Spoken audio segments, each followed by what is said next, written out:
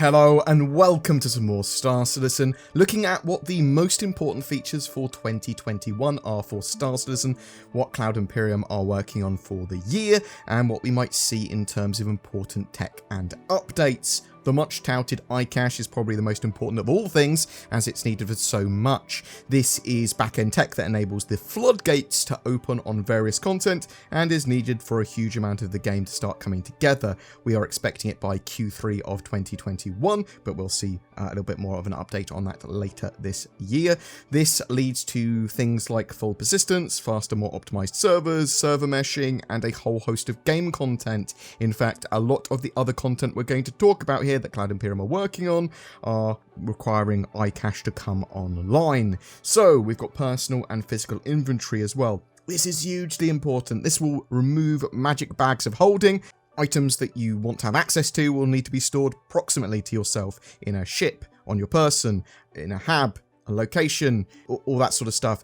You might have store facilities for commodities, things like that, and these are going to have limits. There will be updated inventory and trade systems coming as well at some point too, and this also should allow for looting, so we'll actually be able to loot people's bodies and take stuff off them. Ship to station docking. This is going to allow larger ships to be spawned and dock with space stations. It's quite a big expansion for space stations as well as like a new location for them, but it expands out the gameplay content and allows larger ships to have more function, be spawned, despawned, all that sort of stuff, and actually brought into the game. So you'll start to see more ships hopefully throughout 2021 that are larger and actually have more function and use. Cargo 2.0. So really this is a lot of updates for cargo that are going to be happening throughout the year to some extent. There's going to be new cargo types, larger cargo boxes, movable commodity boxes, loading and unloading times associated with cargo, general gameplay balance and cargo balance and dynamic economy stuff. One of the major things here is iCache will allow them to sort of track what's in the cargo containers more appropriately on servers, more efficiently and optimized wise, and they can have these larger cargo boxes, which means that the servers aren't under so much strain from loads of boxes. It's pretty important, to be honest. Physicalized components. The physical damage system is something that Cloud Imperium have been working on for ages as well. It is essential to have the proper combat and flight and ship balance stuff and associated gameplay all working. So you want a game that's a ship combat game and flying around in spaceships, you need physicalized components for Cloud Imperium to be able to balance everything appropriately and properly. This will remove artificial health pools on ships. Components will then get damaged and will affect the performance of a ship, and that can lead to parts of a ship or a whole component or areas of a ship being disabled, crippled, or destroyed, and ships will much less likely just explode. So you'll be able to do things like shipboarding, you'll be able to capture ships and that sort of stuff. There is a system of pipes, connections and relays that move and transfer power and fuel between the ship components that will also be able to be repaired, rerouted and interrupted. They are adding more components and functionality like shield emitters and weapon capacitors as well. And we should have the sign distance field shield tech coming on too. They've been working on it for a while now, and now they're sort of like working out how it looks. So does it change color when you shoot a shield more? Are there explosions on shields? How exactly does it form fit around a ship's hull? But it will look much better, and it should get rid of shield holes in ships as well. Something else that can actually turn out to be quite big is we know that they're working on the Retaliator room swapping. So this is the start of modularity, literally being able to change large sections of ships to have another role. So Torpedo Bay and the Retaliator being a cargo bay or being a living quarters or living area. This should then lead to more and more ships getting more and more forms of customization like that. We also know they're working on ship name customization. That's coming. It looks like in 3.13 actually, and we also have hints of other aftermarket customization for ships beyond that as well this year. There are a host of new missions and updates to current ones. There's timed cargo missions, dangerous cargo missions, counterfeiting and data download mission that they've been talking about. That sort of like tasks players with infiltrating ships defended by hostile NPCs and then hacking terminals there. There will be both lawful and unlawful variants of these missions and more. We know that Cloud Imperium are working on expanding out hacking gameplay throughout the year as well to actually have some much more tangible gameplay. When implemented in-game, this feature will be used to access systems and areas that have been previously closed to a player. The hacking process will be represented via a mini-game that is displayed on the player's HUD visor. There's dynamic missions as well that are going to allow select mission types to be dynamically tailored to the current environment and Quantum or the universe simulation at a later date.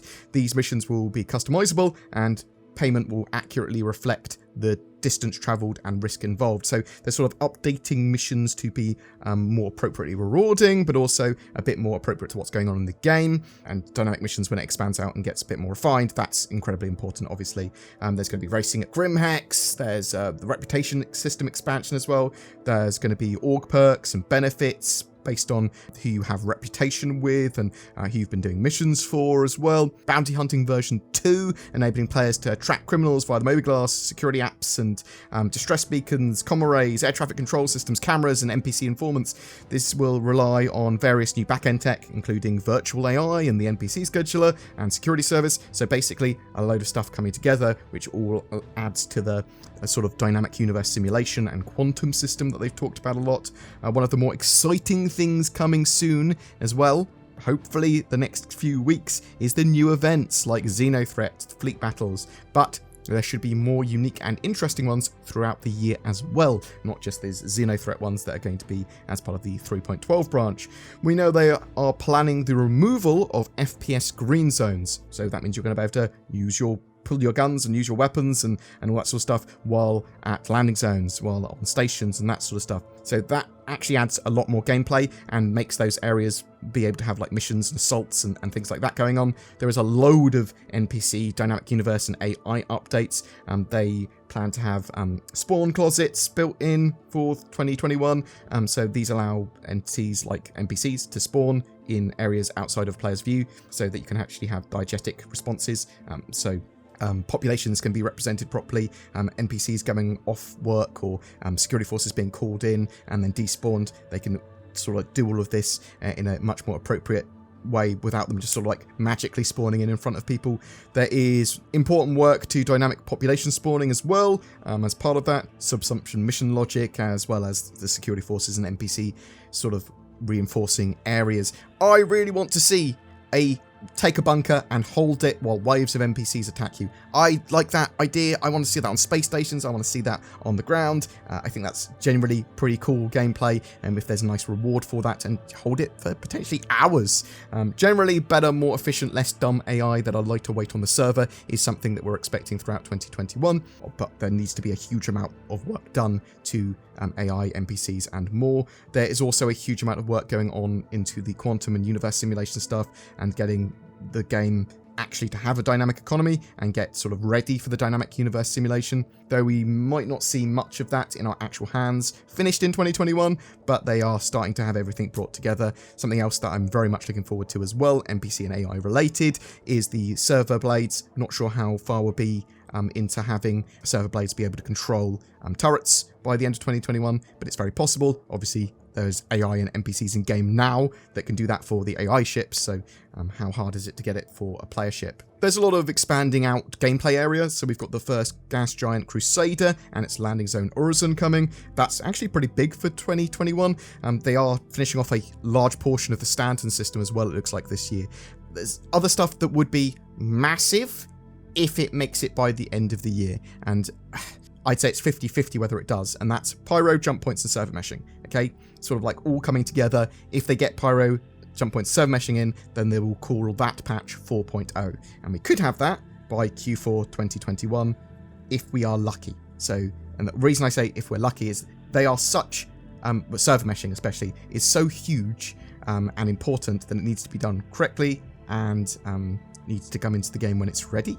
There's no point in just trying to slot it in. It is core and essential to the game. It's probably the biggest thing for Star Citizen, full stop, other than bringing the whole game together with sort of like the dynamic universe stuff. I mean, it's arguable, isn't it? You could say, well, actually just having a good flight and combat model is the most important thing, which is, yeah, you can certainly make that. But for Star Citizen being an MMO in the way that they want it to be a massive MMO, because that's what they want. They want a massive multiplayer online game. That's what they want. They want it really big and they want it really highly detailed, and there's a lot going on. But whatever state server meshing's in by the end of the year, whether it's not out or in testing or whatever, we are expecting to see a lot of network improvements helping with desync, helping remove the artificial delay, better prediction, better animation, smoother Star Citizen experience, because what we have at the moment is not great for PvP, it's not great for general combat. They are expanding out the player status system and medical gameplay as well, so expect new status effects, damage types, and potentially things like hygiene being tracked. This can also lead to being knocked down and knocked out, or being injured, but also being able to be revived, as well as healing other players. Something Cloud Imperium have been working on for a long time as well is the Gen 12 renderer with Vulkan. So this is going to make the game much more scalable and optimized for the client, should have higher frame rates, should be much more optimized on a wider range of hardware, and this should make use of resources better, and we could see a whole host of graphics options in settings as well once this is implemented. But should actually get a much better looking game, because there'll be a lot of little bits of polish they can do to make the game look a lot better with their Gen 12 renderer, so I'm really looking forward to that. And that's sort of it for what I think are the most important features of 2021 that are being worked on at the moment, or plan to be worked on throughout this year. iCache is the most essential here, and then that potentially leads to a huge amount of other stuff, including server meshing, which would be the biggest milestone that Cloud Imperium and Star Citizen has reached if they make it this year. But have I missed anything? What do you think's important this year as well? If Cloud Imperium hit a large number of these features, do you think Star Citizen will be in a good state by the end of the year? What do you hope to see in 2021? What do you think definitely won't make it? Whatever your thoughts, I'd love to hear from you in the comments below. Every month we have a ship giveaway. For January 2021, we're giving away 5 different ships to 5 different randomly chosen winners. We're giving away a 100i, a 125a, a 135c, as well as a couple of Birdie Boys, the Talon and the Shrike variant. All you need to do to be in for a chance of winning is comment on any of my videos made during January. That's it, although I would appreciate if you liked and subscribed. I also shill for NordVPN. They protect your datas and your informations from people that are trying to data intercept it with a Herald or Mercury Stariner. You see how I built that into Star Citizen based lore. As in, animate a little radar dish or a Mercury Stariner stealing someone's data, and then NordVPN somehow blocking that. But if you are looking for a VPN, NordVPN is a very affordable VPN that can get you better access to the internet, help keep you secure and protected, and help you maintain your privacy. Links down below for a discount on Nord. Also, if you wish to further support the channel, there's Patreon, there's a join button below my videos. The extra money that we get from that helps support the channel massively. Thank you so much to those VIPs that go the extra mile to do that. I also like people quite a lot that share, like, and subscribe and comment on my videos. Thanks for watching, and I'll see you in the verse.